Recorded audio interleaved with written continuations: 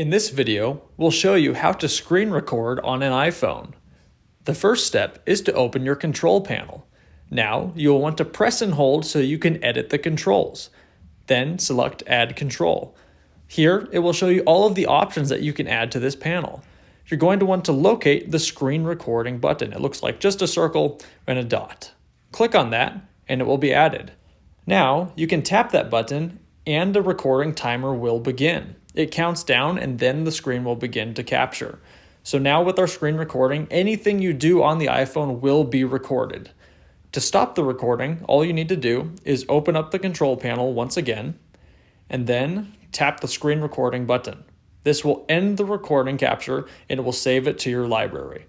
To watch the capture we just recorded, all you need to do is open your Photos app, and it is the first thing that is saved there.